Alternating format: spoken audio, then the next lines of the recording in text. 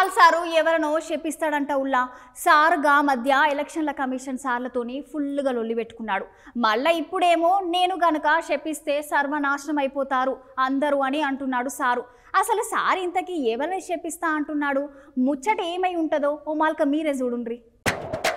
అవునోళ్ళ KA Paul sir గారు నడిమిద్దలనేమో election commission సార్లతో ఫుల్లుగా లొల్లి పెట్టుకున్నాడు. అటెన్కాల ఎలక్షన్లు జరిగిన వెంటనే కౌంటింగ్ చేయాలి. పోలింగ్ డేట్ కి కౌంటింగ్ కి నడిమిద్దలు 21 రోజులు ఉన్నాయి, లేకుంటే ఈవీఎంలు ట్యాంపరింగ్ చేస్తారని అన్నాడు. మళ్ళా ఇప్పుడేమో నేను గనక చెప్పిస్తే సర్వనాశనం అయిపోతారు అందరూ అని అంటున్నాడు. అవునోళ్ళ కేఏ పాల్ సార్ 2 తెలుగు రాష్ట్రాలలో ఉన్నది 10 టీవీ ఛానళ్ల ఓనర్లను చెప్పిస్తాడంట.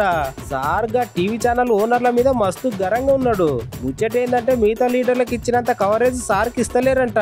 పవనాల్ సారు చంద్రాల్ సార్ కి కవరేజ్ ఇస్తారు, అటు అసలు ఓటు బ్యాంకులు షర్మిలకు సుతా ఆఖరికి మీడియా వాళ్ళు కవరేజ్ ఇస్తున్నారు. మరి అటువంటిప్పుడు నాకెందుకు ఇస్తలేరు మీరు అని నేను గనక శాపం పెట్టినంటే మీరు అందరు సర్వనాశనం అయిపోతారు అని అంటున్నాడు కేఏ పాల్ సారు.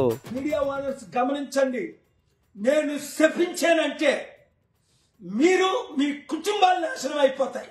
న్యాయం చేయకపోతే పనికిమాలందరికీ లైవ్ కవరేజ్ ఇస్తారా, రిపోర్ట్ చేస్తారా, ఫ్రంట్ పేజ్ లో చూపిస్తారా? పేర్లు చెప్పను.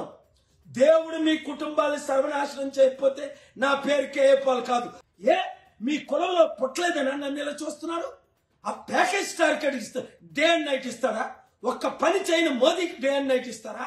ఓటు బ్యాంక్ లేని శర్మిలాకి మీరు డే అండ్ నైట్ 3 సంవత్సరాలు తెలంగాణలో కవరేజ్, ఇప్పుడు ఆంధ్రాలో కవరేజ్ ఇస్తారా? ఇదా మీరు చేస్తుంది న్యాయం? మీడియా రిపోర్టర్స్ ప్రజలకు చెప్తాను, ఏ ఛానల్ వాచ్ చేయొద్దని. అంతేకాకుండా ఓనర్లు ఎవరు, ఎలా సంపాదించారు డబ్బులు, పిల్లేసి మీ ఎంట పడతా. ఇప్పుడు మెగా కృష్ణరెడ్డికి ఎలాగైతే పిల్లేసి నేను ఎంట పడుతున్నాను, ఎవరిని క్షమించను, దేవుడు క్షమించడు, నేను క్షమించను, ప్రజలు క్షమించను.